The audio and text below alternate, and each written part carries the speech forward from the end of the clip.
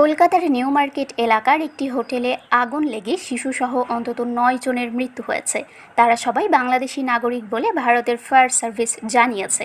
ভারতীয় সংবাদ মাধ্যম হিন্দুর খবরে বলা হয়েছে, বুধবার রাত প্রায় ২টার দিকে নগরীর নিউ মার্কেটের কাছে মির্জা গালিব স্ট্রিটের একটি ভবনের তৃতীয় তলায় হোটেল শিখা ইন এ আগুনের সূত্রপাত হয়।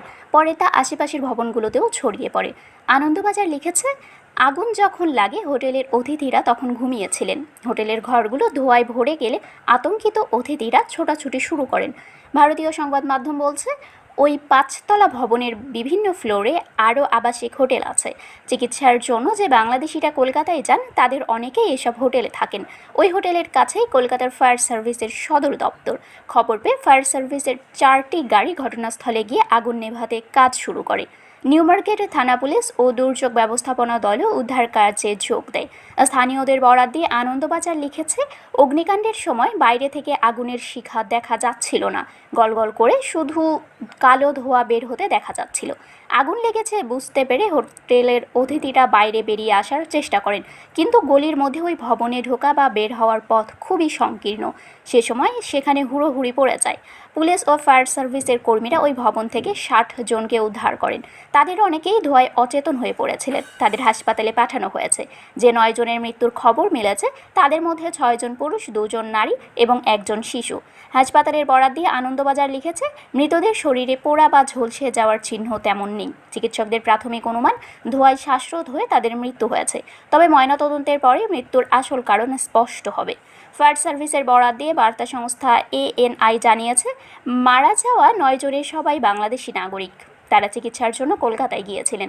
তবে তাদের নাম পরিচয় এখনও প্রকাশ করেনি কলকাতা পুলিশ। এ ঘটনায় আহতদের কলকাতা মেডিকেল কলেজ হাসপাতাল সহ অন্যান্য হাসপাতালে ভর্তি করা হয়েছে। তাদের মধ্যে কয়েকজনের অবস্থা আশঙ্কাজনক।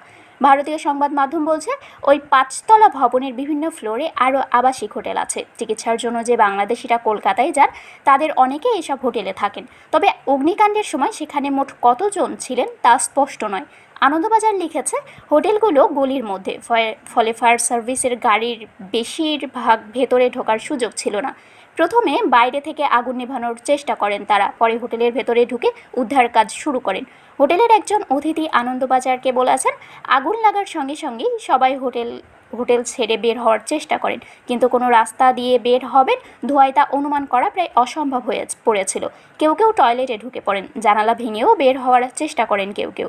ওই অতিথি বলেন, দমকল কর্মীরা না এলে আমরাও হয়তো বাঁচতে পারতাম না। ওই ভবনের ৪র্থ তলার আরেক হোটেলের অতিথি ইজাজ আহমেদ বলেন, রাত 12:30 নাগাদ খাওয়া সেরে তারা ঘুমিয়ে পড়েন। রাত 2:15টার দিকে 2 নারীর আর্তনাদ শুনে তাদের ঘুম ভাঙে। তারা দরজা খুলতেই ধোঁয়া ঢুকে পড়ে। ইজাজ বলেন, ঘর থেকে বেরিয়ে যে বারান্দা তা খুবই সরু, ধোঁয়ায় ঢেকে গিয়েছিল সেটা। ওই ভবনের একদম উপরের তলায় একটি পরিবার থাকে, তাদেরও উদ্ধার করা হয়েছে। ওই পরিবারের একজন নারী বলেন, তাদের যখন নিচে নামানো হয় তখন আগুন নিভে গিয়েছিল।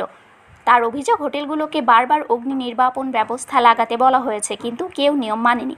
প্রশাসনকে অভিযোগ জানিয়েও লাভ হয়নি। কিভাবে আগুন লাগলো তা নিয়ে 2 রকম তথ্য এসেছে ভারতীয় সংবাদ মাধ্যমে।